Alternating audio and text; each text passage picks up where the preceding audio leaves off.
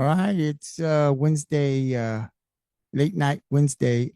Just finished watching the NBA Game One, Finals Game One of the NBA between San Antonio Spurs and New York Knicks. The New York Knicks get the win 105-95. They now lead the series 1-0. A little disappointed um, about taking the loss because I thought that the Spurs had a really good chance to win this game. I was watching two games tonight. I was watching the Spurs, and then I was also watching Game One of the NCAA softball World Series, which on that end it turned out good because I was actually rooting for the Lady Longhorns, the Texas Lady Longhorns, and they got a win. So I'll talk about that here on another podcast tomorrow afternoon. I'll come on before Game Two's played, but the Lady Longhorns got the win, man, and a lot to talk about in that game. Great pitching by Kavan and. The offense was definitely on for the Lady Longhorns. So they have an opportunity to win tomorrow and become back-to-back World Series champs. So we'll talk about them. Like I said, I'll come on tomorrow afternoon before Game Two is played, and I'll definitely talk about the Game One. This podcast, I'm gonna talk about the San Antonio Spurs. Like I said, they're down, lost Game One. And I am disappointed because I thought that the Spurs put themselves in a really good position to win the game. There was a point in the game that everything was going their way, and then they fell apart in the second half. And that's a lot of credit to the experience. Jalen Brunson, man, he's a dog, man. I mean, he's a stud.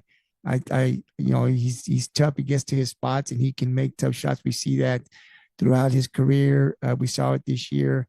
And I don't think we did a good enough job on him. So we've got to do a better job, and I think we will. But the game. I think I think the hustle was there for us. I just think the game got away from us. I think we have to understand what's working for us and stick with that, right? Especially against a team like New York. And so I'm going to go individually here with Wembanyama. I'll start with him. He played 38 minutes, 26.6 of 21 from the field, 2 of 9 from three-point range, had 12 rebounds. I just don't think we got enough. He did enough offensively. I mean, I know that the 26 points he had total in the game, but I don't think he really had the impact that I expected that he would have in Game One at home, having the crowd behind him. Right? It's like, I don't like when Wembanyama gets the ball at the top. I just don't think that's a recipe for success for San Antonio. I know it's kind of worked here. They get to the NBA Finals, but it's just a lot of work for him. I know that he can dribble. He's 7'4" for a 7'4" guy. He can dribble, and it didn't take very much for him. He can stretch. If he gets past that defender, man, 9 times out of 10, he's going to dunk it. But I think people understand what he wants to do, and they're going to start taking that away. I'd love to see Wemby more inside, get that ball inside, closer to the rim, because I think with his height, puts a lot of pressure on the defender. They have to defend him, right? He's got great moves, and he can shoot. He's got great balance. So I would love to see him inside, play inside out, right? There has to be more of a presence for San Antonio inside, something that the Knicks they need to respect. So even though he made a couple of threes, I think he made 2 threes, right? The three ball wasn't hitting for him tonight, which I think took him out of the game, which really helped New York. And then some of what he worked towards, he really had to work to get those buckets. So I didn't like the offense that he had tonight. He struggled, even though he got 26 points, not enough, didn't have enough impact to win Game One. Champagne, I thought did really well. He was 5 of 11 from the field, 5 of 10 from three-point range. Man, he got hot there, one quarter, just hitting some shots, which was great to see. Castle had 17, played 34 minutes. Champagne played 31. Um, and Castle had 17 points, 1 for 5 from 3-point range. It's safe to say that the three ball didn't really fall outside of Champagne. The rest of them really struggled with the three ball. And Castle was 7 of 16 from the field. I think they shot like 26% from three tonight as a team for the Spurs. And so we're gonna need more, right, from these guys. De'Aaron Fox was a no-show tonight. Played 38 minutes, 7 points, 3 of 13 from 3-point range. You 0 4 from three. That's not going to work. Vassell struggled tonight too. 36 minutes, 9 points, 4 of 11 from the field.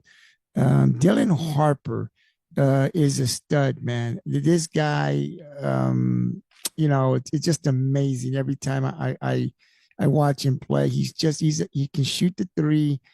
He's got some dribbling skills.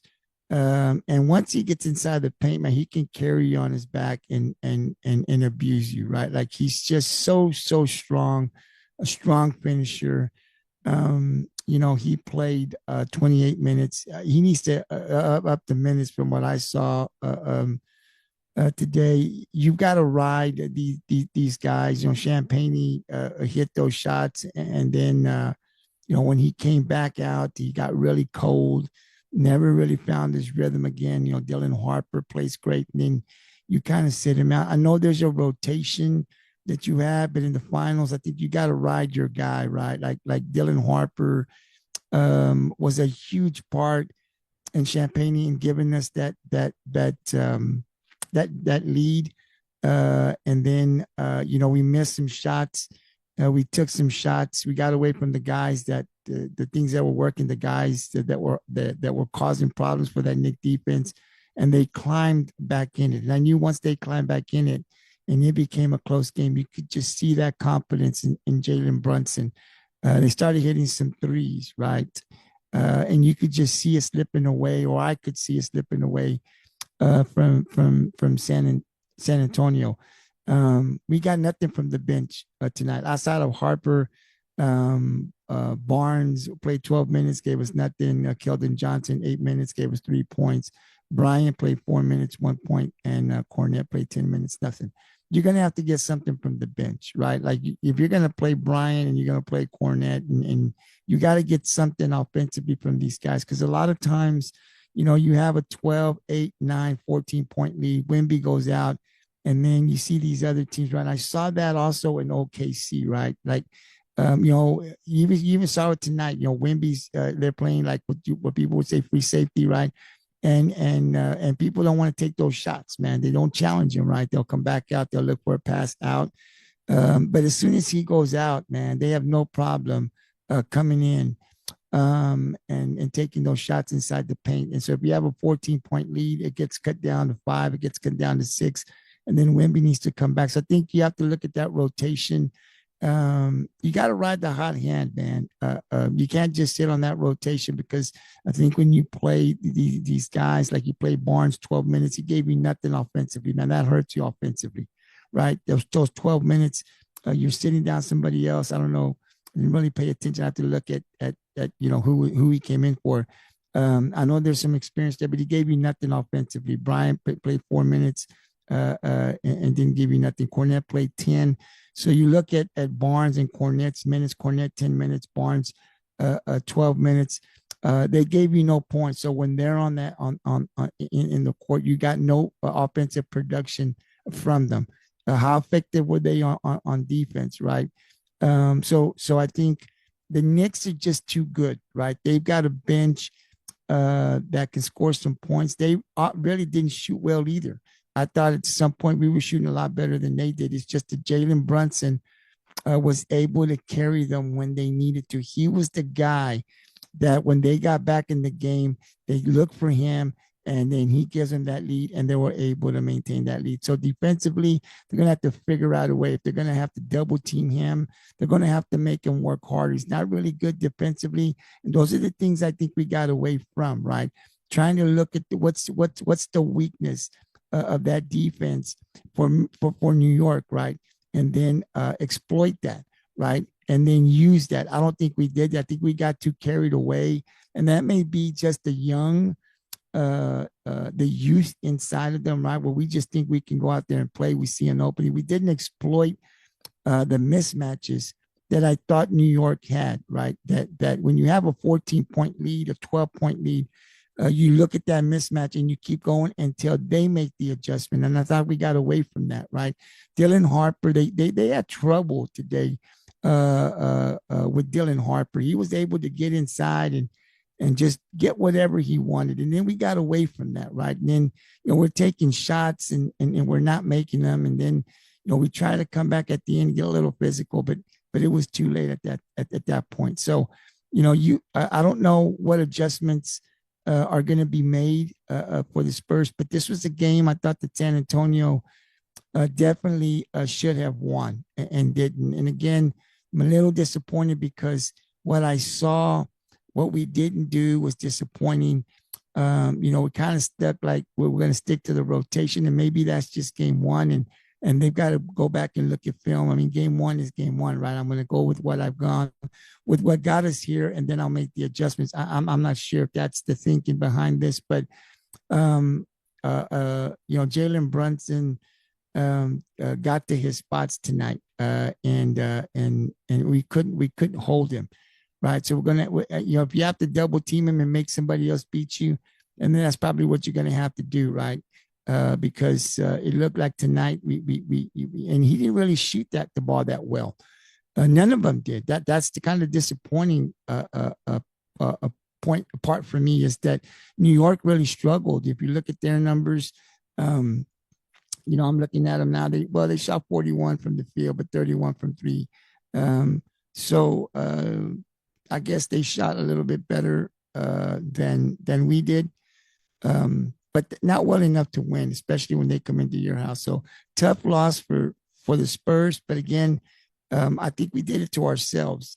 Defensively, we didn't play like we should have played, right? I know we can play better defense, and we're going to have to bring that intensity on defense in game two. But offensively, we struggled. And inside, we just – it seemed like we were out of sync, a lot of second guessing. I love the passing, but I thought we overpassed. I thought there were some shots inside throughout the game that we could have taken, and we were looking for the pass instead of being aggressive, shooting the ball, and all that came back to haunt us. So we kind of saw what they did to Cleveland in game one, right? Cleveland was up 22. They came back to win that game. We were up 14. They came back to win this game. So that's kind of disappointing. But, it's a long series. And we'll have to wait and see what adjustments Mitch Johnson is going to make for game two. It's a game two that San Antonio needs to win. You definitely don't want to go to New York down 0-2. So is it like a must win for me already early in the season? Yeah, it is. Because you have to go at least to New York with the series tied 1-1, and then try to take one of the two in New York, which I've been on the record. My last podcast is saying, under those bright lights and with those fans out there, how is this young team going to play? We're going to find out. But before we get to New York, we've got to win game two and go one-on-one. So big one-on-one series tie going into New York. But game two is the next one up, and that's to me it's almost like a must win. It's a must win for San Antonio in my mind. De'Aaron Fox, man, you got to play brother. I mean, you're the vet here, man. Dylan Harper's outplaying me. First year in the NBA, man, and that guy's he's stroking it, man. I mean, he's aggressive. He has no fear. He's showing no fear. Doesn't matter who you put on him, and when he makes those buckets, he kind of like swells up a little bit and letting them know, hey, I'm here. You can't guard me. Doesn't matter who you bring, what you do. I'm going to get inside the paint. I'm going to finish. I'm going to shoot the three. That kid is playing with a lot of confidence. De'Aaron Fox, I don't know what you're playing with, man. You're getting paid a lot of money. a heck of a lot more money than Dylan Harper is. And Dylan Harper is outplaying you right now, buddy. And so Mitch Johnson, now just as a Spurs fan, man, you got to look at that. If you got to sit De'Aaron Fox down and start Dylan Harper, man, you got to do what you got to do. This kid has shown in the playoffs that he's ready. The moment's not too big for him. Tonight in game one, the NBA Finals, man, he showed up. He balled out, man. And you got to ride that guy. And in some ways, he's the finisher, man. I know Wembanyama's the dude. I know Wemby's going to get the talking shit because he affects the game offensively and defensively. And I understand that. But Dylan Harper's the man. Dylan Harper's the guy I go to because he can get inside the paint. He can shoot the three. And he's difficult to guard, man. I mean, he's just a difficult dude to guard. He's a left-hander, and he showed up in game one. And he definitely has to be more involved in the game, right? Like I'm not sitting that guy down. I'm giving him a little bit of a rest, especially when he's playing the way he's playing tonight. I'm going to use him. So De'Aaron Fox, man, I'm telling you, man, you're getting outplayed by a younger guy who has no experience, man, but is showing no fear, playing with confidence, and wants the smoke, right? He wants to be there. He wants to be able to show more. And why not give him the minutes? Because tonight, De'Aaron Fox did not show up when we needed him. He's not the reason why we lost this game, but he definitely didn't help us keep the lead and win this game, right? And he's the vet, and he has to be able to lead these guys, and he has to be able to show that on the court. And we needed him tonight, and he didn't show up. Dylan Harper did show up, so we'll see what happens in game two. Not sure if Mitch Johnson's even considering bringing Dylan Harper off the bench to start, but he's definitely earned it in my mind, right? This kid is showing that he has no fear. The moment's not too big for him, and he's ready to go. So he has to play more minutes, however that's going to be, right? He's got to be there. You got to ride this guy because from what I saw here in game one, they're having a hard time defending this guy. So take the loss 105-95 tonight. But again, I'm a little disappointed because I thought that we should have won this game, but it's a long series. I'm not going to just harp in here and jump on them and we're going to lose this series because it's only game one. A lot more game to play. I have seen enough from the Spurs to know that they can come back. They've done it before, so no big deal. But I expect some adjustments to be made in game two. I expect Wembanyama to be a bigger impact offensively. He's got to realize too, I know he wants to go after every shot. I know he wants to block every shot. There's some shots you're just not going to block, right? And you get out of position. And there were times when, he wasn't in there and Karl Anthony Towns just was able to overpower Keldon Johnson, get in there and get those rebounds, which hurt us as well. So you just got to pick your spots, right? You got to understand that, yeah, you want to contest every shot. I love that about Wemby, but you got to be back there, man, because when you're not back there, these guys get in there and those rebounds, if they get second chance points, if they don't, put it right back up, really hurts us. And so I don't really know. I don't have the stats on the rebounding.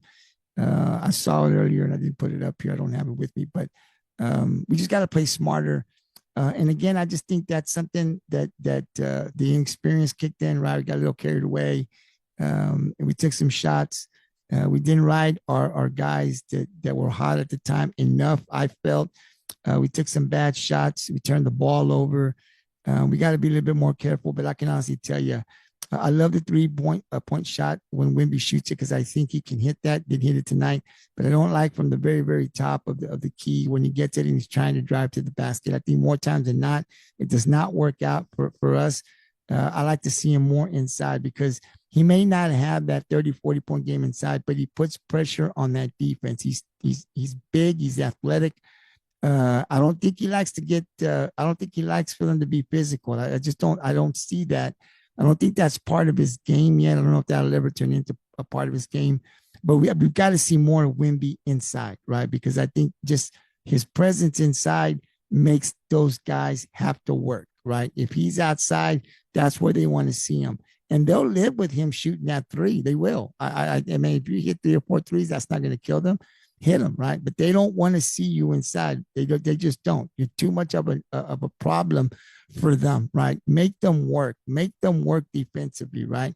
And then offensively, we got to find a way. It's going to start with Jalen Brunson, man. You've got to stop that guy because that's how their offense runs. So we've seen what they did to SGA. They will double team him. They will get the ball out of his hands and make someone else beat you. I don't know if that's something that we'll do in game two, or we'll see what happens. But definitely, we're going to have to make some adjustments on Jalen Brunson because he's the guy that when they got back in this game, he took it home for me. It was Jalen Brunson who won that game for them.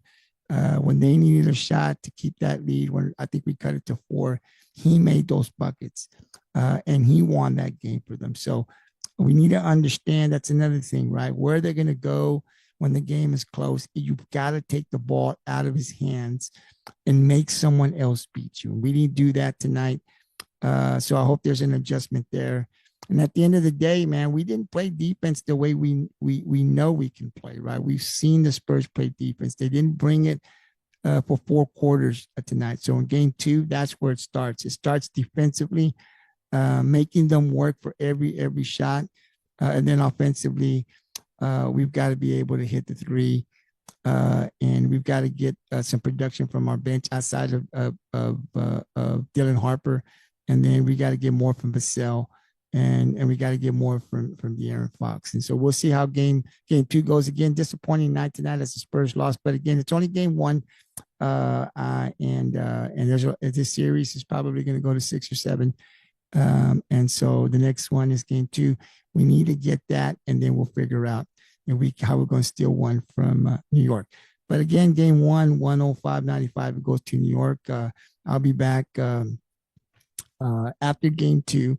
I won't be back to talk about game 2 because you guys already know my prediction. I'm taking the Spurs to win. I'm going to stick with my Spurs.